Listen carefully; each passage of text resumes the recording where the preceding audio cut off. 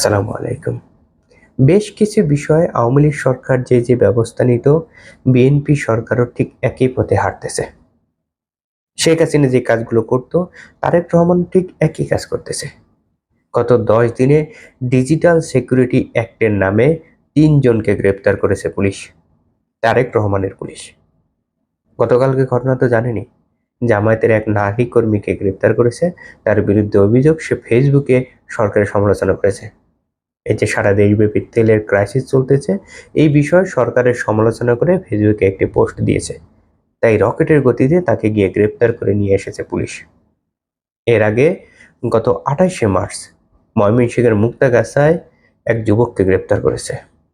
তার বিরুদ্ধে অভিযোগ সে ফেসবুকে তারেক রহমানের সমালোচনা করেছে বা তারেক রহমানের বিরুদ্ধে আপত্তিকর মন্তব্য শেয়ার করেছে।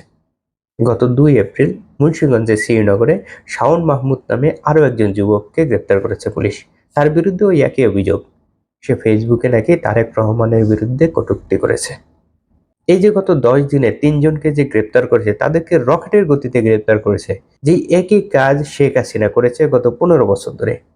কেউ যদি কোথাও লেখালেখি করতো, মন্তব্য করতো, কোনো বিষয় নিয়ে সমালোচনা করতো, এগুলো যদি কোনোভাবে সরকারের বিরুদ্ধে যেত, শেখ হাসিনা বা আওয়ামী লীগের বিরুদ্ধে যেত, তাহলে তাকে রকেটের গতিতে গ্রেপ্তার করতো, তার জামিন হতো না।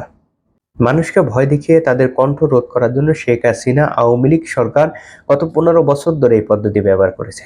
ঠিক একই পদ্ধতি তারেক রহমান এখন ব্যবহার করতেছে। তার কোনো পরিবর্তন হয়নি।